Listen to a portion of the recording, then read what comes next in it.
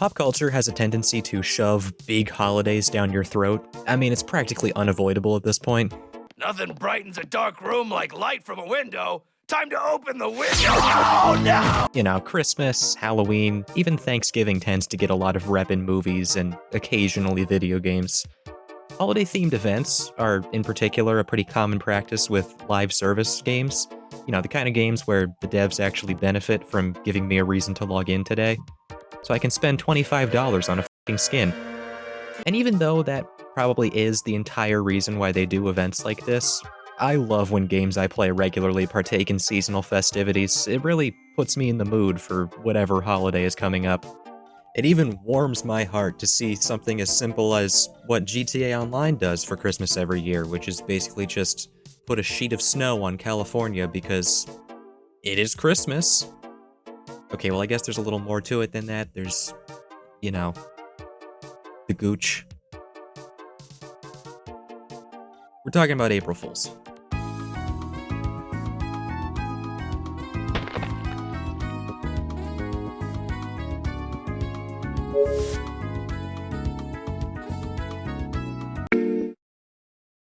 April Fools. The long-cherished tradition of getting to convince your friends their parents died in a fiery car crash, but it's okay, because it was just an April Fool, and you are a tricky jokester. Halloween and Christmas get plenty of publicity in the gaming space during their respective times of year, and I love that, but I think it's equally exciting to see the games I play promote less celebrated holidays. Animal Crossing is the cream of the crop when it comes to this kind of stuff. I mean, they celebrate friggin' everything in that world. Christmas, Halloween, acorns, Christopher Columbus. Try not to think too hard about the implications of him existing in the Animal Crossing universe. Today's subject, slavery. Even good ol' April Fools gets a spot in some Animal Crossing titles. And it ain't no go see Isabelle and receive an item kind of holiday, because this is a full-fledged event. Particularly in New Leaf, this day has your town be visited by the Animal Crossing equivalent of Slenderman, a white cat with no face whatsoever named Blanca. In the first couple of Animal Crossing titles, Blanca served as a random event character who would appear sometimes while traveling between towns, but in New Leaf she got promoted to being the host for April Fool's Day. On that day, she will appear in the event plaza and request you play a game with her. What kind of game? Well, instead of something normal like Scrabble or Shrek Super Party, she decides to play a game of identity theft, which is certainly a choice. And then from that point on, you'll have to head to all your neighbors' houses until you run into one where two identical copies of said neighbor are doing a live reenactment of the funny Reddit Spider-Man meme. You then gotta use your deep knowledge of that villager's goals and ambitions to determine which villager is the real one and which one has been Seeming sus lately. If you guess correctly, the villager will pass you a signed photograph of themselves as a token of your undying friendship, which would be a really kind gesture if I didn't use a guide to look up all the answers to their questions. I'm sorry, whichever villager I get footage of. But to be completely frank, your friendship means nothing to me, and I value you about as much as an email from EA reminding me that content for The Sims 4 is on sale. With sale and content both in quotes. Buy the Vampire Pack? The Vampire Pack is not... Okay, listen. If I were to put you in a meat grinder... The next thing I want to look at is my other favorite game I have way too many hours in, Team Fortress 2, where boys become men, and then men become degenerates. And then... Oh fuck! I'm not sure if this one really counts because it's not technically like an official event, but it is endorsed by Valve, I'm pretty sure. So I guess it counts. And I mean, I made the video, the rules don't really matter, do they? So anyways, Memes vs. Machines is a community-ran event that happens every year around this season, and it may be my favorite reason to log into TF2. At least, I think it happens every year. I know it's happened more than once because I've been there more than once. From what I can gather, though, it's an event where players get to partake in a series of man versus machine maps, which for the uninitiated is a PvE co-op mode where players team up to fight waves of robots. But in this event, instead of robots, it's monuments to whatever was funny in internet culture at the time of creation. So this means a match full of Among Us jokes, troll faces, and being doused in oil. And my god, it is glorious. Last year during the event, I recorded my experience in each of the maps so I could re-experience them in some way, to which I did, and every one of them was fantastic. Like this one, where halfway through the mission, Walter freaking White spawned in, and we were tasked with fighting an onslaught of living crystal meth. And then Gus Fring spawns in and starts monologuing over the announcement thing, and a wheelchair with a bomb starts sliding towards his location and your team has to protect it.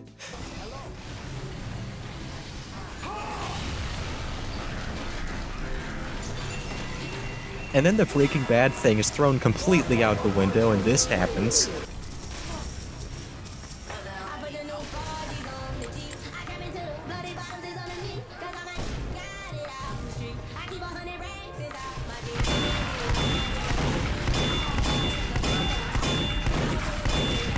Like, I tried, but no words of mine could properly explain this. I just had to show you with your own eyes. Another map I remember well is this one that's also from last year that's set in, like, the back rooms, I think? It was horror-themed, that much I can confirm. You fight waves of pretty normal enemies with the occasional little weird thing going on, like this one wave where you play a little game of Slender the 8 Pages. But then, in the final wave, your team is transported somewhere entirely new. Boss music begins to play and the announcement text starts to hype up some kind of boss like it's the most powerful being in the universe. And then your team is forced to take down former President Barack Obama. And from that point on, it just gets continually more and more insane. Like, he turns into an Obama prism, and then Joe Biden spawns in and he acts as a pocket healer. And then he whips out the fucking Biden blast and takes everyone's health down to 1 HP.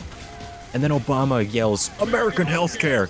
Like he's summoning a stand and your health starts to regenerate, but your money sinks into the negatives, and then, well, I don't think I could do this justice. I'll just show you. Barack Obama is too strong. You need the strongest weapon in America to defeat him. This is our only hope. Quick, get in the Fazbear suits.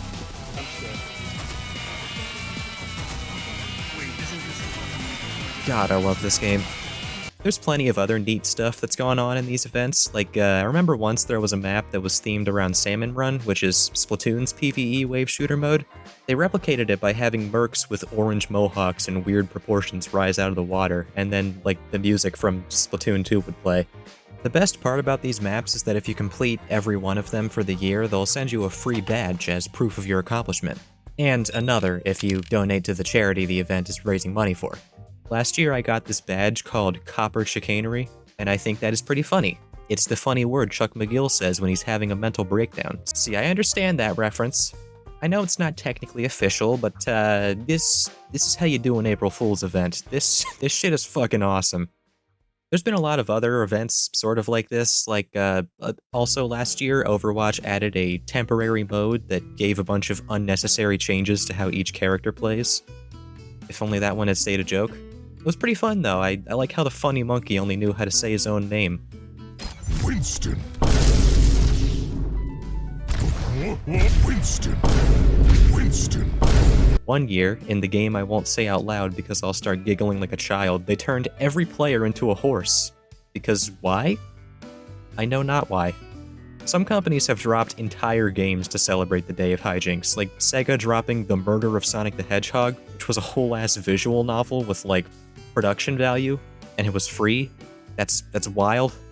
I haven't played it though. I already know that Sonic was killed by my incompetence while playing his games, so I don't really need to solve the mystery. Hey, editing ghost here. But I was just gonna, like, record myself dying in a Sonic game I had installed, but apparently my save file on Sonic Adventure was right before the casino, and that's not really a very funny place to die, so I've put Sonic in the bathroom, and I'm gonna kill him in post, so that should solve the problem. Also, while we're, lightning rounding here a bit, shout out to that fake trailer IGN made for a Zelda movie one year that everyone thought was real, apparently. If the actual Zelda movie we're getting is even half as good as this, then we'll be set. I'm really hoping for a serious Tingle subplot where he's played by Willem Dafoe. Make it happen, Nintendo. Or, Sony. God, I'm so confused. To round out this video, I want to take a look at one more thing. The absolute most exciting part of my day every year on Morbius' anniversary. Opening the Minecraft launcher. If you've seen my last video, you know I have a few problems with Minecraft in its current state. A fact that everyone in the comments told me off for. I know you all were very disappointed in me for saying that, so I'm just gonna let you know, I don't like the cave update either. The one where they added bees was pretty cool though. Even despite all of that, the one thing that always without fail convinces me to go and check on this game is Mojang's annual April Fool's bit. It's tradition at this point. Now to be fair, some years are total duds. Like last year, all that happened initially was fire would appear on the Minecraft launcher, although they did drop an actual thing later in the day, so I guess it worked out. A few years back, we got a collection of screensavers, which would be pretty neat if they ever actually worked. I applied them to my PC, and I swear to God, they've only activated like twice ever. Way back in 2011, they made a joke about adding microtransactions to the game, which would be really funny if it wasn't foreshadowing. One that I didn't know about until recently was what happened in 2014, where every player's skin was changed to look like a villager, and the game's default resource pack was replaced with a fake one made by Element Animation, in which every sound is dubbed over by their villagers. Grass, grass, grass, grass, gravel, gravel, gravel, gravel, snow, snow. This is actually wild to me, man. I was a huge fan of Element Animation as a kid, and I'd seen this apology video they made the day after so many times without ever realizing what they were actually apologizing for. Everything just clicked into place. My mind is blown by this information. I so badly wish I could have been there to witness this because I would have loved this. On many years, we've gotten full-blown updates as the April Fool's joke, which are the best variety of this for sure. I love waking up to one of these on April 1st. It all started in 2015 when Mojang dropped the Love and Hugs update, which replaced swords with hearts and made everything else in the game themed accordingly. The following year, we received the Trendy update, which added Apple Watches and VR headsets, not to mention USB charging blocks. Kind of a lame one. One of my favorite joke updates was the one we got in 2019, where they released Minecraft 3D, which altered the UI and crunched up the resolution so the game would look like an old PC boomer shooter, specifically as if it were a shareware demo of one. It includes a bunch of little references to classic PC games, it's got cheat codes and this horrifying box art. It was awesome. This is another editing side note, but while I was getting footage of this, I apparently accidentally left on my resource pack that I made for this video right here, and here's my actual reaction to what happened.